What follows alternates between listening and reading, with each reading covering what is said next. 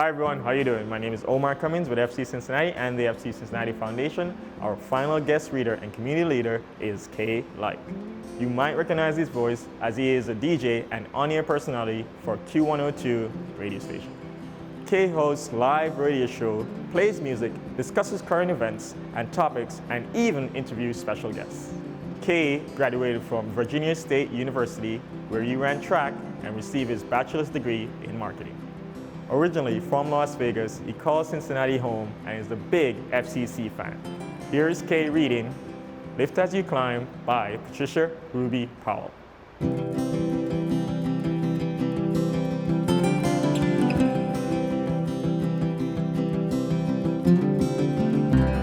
What's up? I'm Kay from Q102, and today I'm going to be reading Lift As You Climb, the story of Ella Baker, and we'll dive right into it.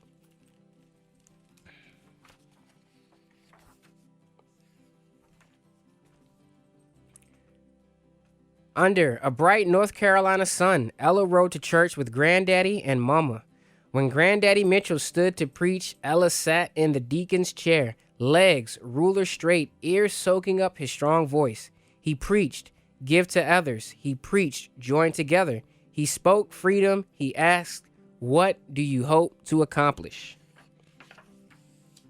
After church at Granddaddy's farm, the farm he and Grandma worked as slaves, the farm they toiled on like mules after emancipation till they brought and owned it, where Ella played catch-ball with her cousins until Grandma said dinner time.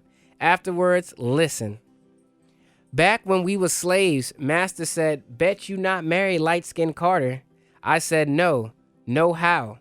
Master also, my daddy, made me plow the swamp to break me. After turning the muck, I went and jumped the broom, married proud Dark Mitchell, your granddaddy, and danced all night long. Ella drank that story up until it filled her bones. So, this is them getting married, jumping the broom right here.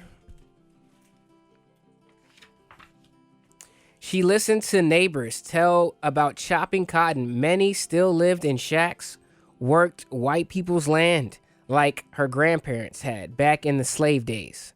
On their land, her grandparents raised vegetables, hogs, and cows. On their land, they built a church and a school. Church said, help your neighbors. Mama said, lift as you climb. So it's them building the church on their land.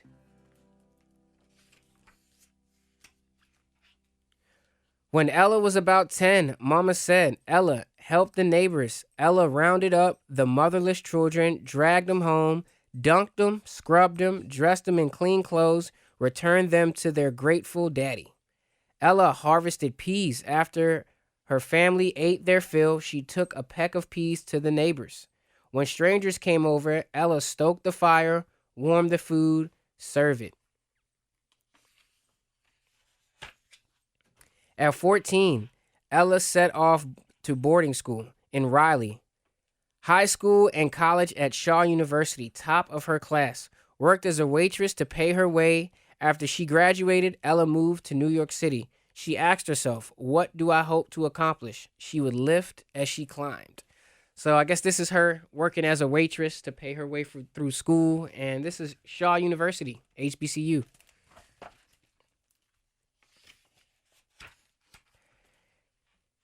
She joined voices that demanded, don't buy where you can't work. Negroes needed jobs.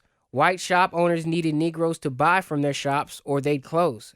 Without jobs, without money, Negroes couldn't buy from white shops. Ella and other colored people told the shop owners, so some whites hired a few blacks. They needed each other. Ella fought for that step toward justice.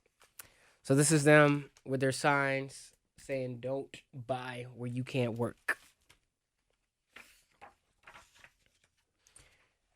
She fought for rights. She fought for her people. She got a job with the NAACP. The NAACP raised money to fight racial injustice in the courts by selling memberships and registering voters. The NAACP focused on finding members in the Negro elite, preachers, doctors, businessmen, but Ella had a different idea. She'd find a church, get herself invited talk at Sunday service, make friends with everyday people, middle class, maids, shop workers, and poor sharecroppers, not just the elite, and ask, what do you hope to accomplish? She listened in Mims, Florida. Our principal asked for teachers' pay equal to white teachers' pay. Whites dominated his house, killed him. Ella mourned, then said, you want equal pay for Negroes? Register to vote. Choose your representative. They will listen to your complaint. That representative will fight for the Negro. All over the South, Ella made speeches about freedom, voting, rights, words straight from her heart to the hearts of her audience. Then she'd ask, what do you hope to accomplish?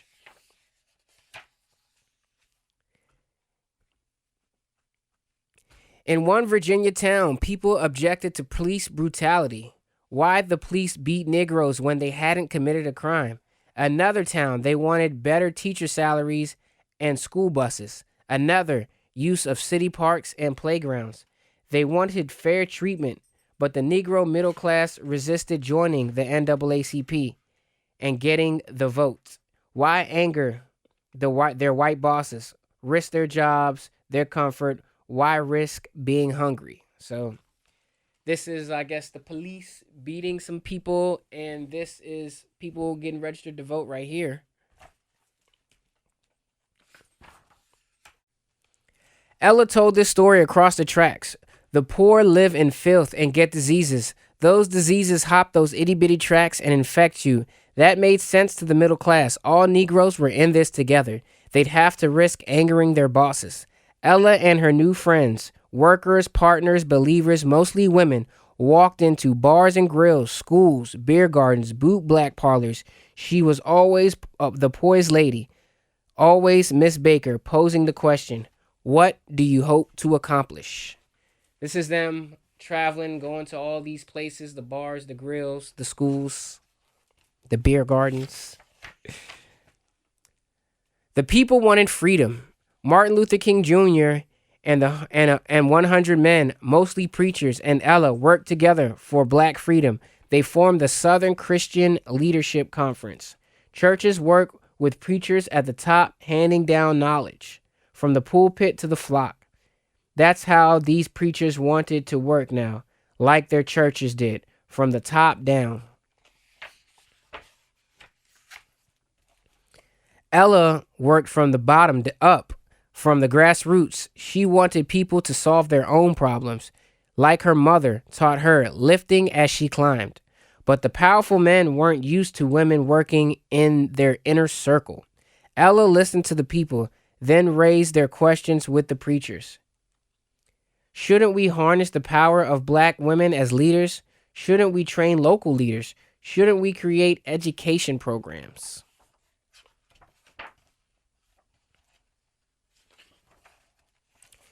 She challenged Reverend King with her ideas, rather than just the elite and the middle class. What about the poorest? What about the people at the bottom? Dr. King didn't always agree with Ella, but he respected her. He said Ella must head up our new organization, the SCLC, to register voters, stand up to the whites. And this order came from the top down. Ella thought he should ask, not command. She still agreed. For the cause, for the freedom movement, she'd empower people to take action. She'd register voters. So here's Ella, Dr. King talking right here.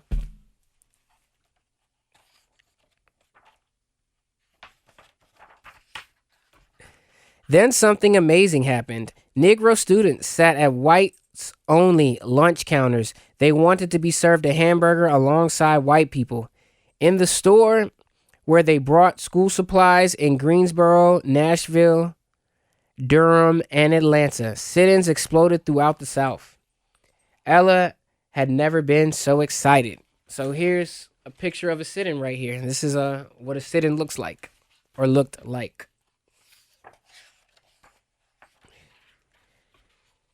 She brought the students together at a conference at Shaw University. She wanted them to organize a united swell of voices was more powerful than individual voices. They asked for her advice. Always the teacher, she'd ask them, "What do you hope to accomplish?" They wanted to register voters. They wanted to stage sit-ins. They named themselves Student Nonviolent Coordinating Committee, the SNCC, SNCC. Students staged sit-ins. Some got whipped or spat on. They sat quietly, responded with nonviolence. Many were jailed. Ella listened and comforted them, brought toothbrushes and soap to their cells. She advised them, lift as you climb. So these are the people that I guess got arrested at the sit-ins, sitting in jail. Had to be brave. The students ventured back into the fight, armed with Ella's wisdom.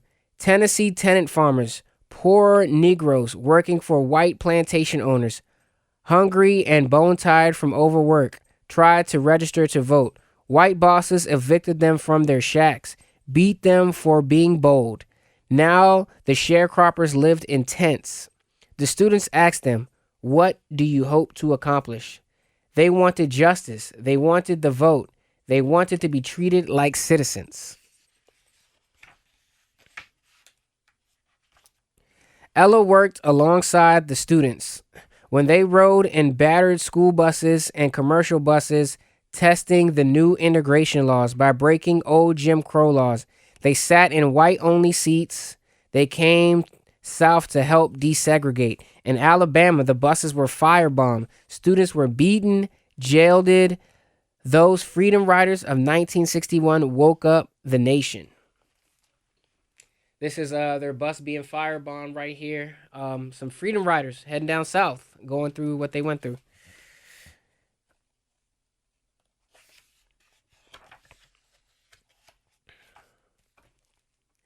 Ella had helped plan the rides. She advised the students in meeting on car trips over ice cream sundaes, at night sharing tiny beds as the students brainstormed, connected, struggled to become their own leaders. Many of them women when it was new to be a woman leading. Ella said, "We are not fighting for the freedom of the Negro alone, but we are fighting for the freedom of the human spirit."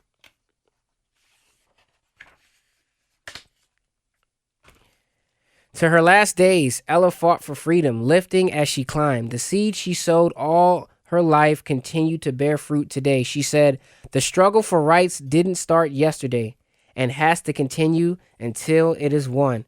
What do you hope to accomplish?" This is Ella Baker, older Ella Baker, and that's the end. What do you hope to accomplish? The story, Ella Baker, Lift as You Climb.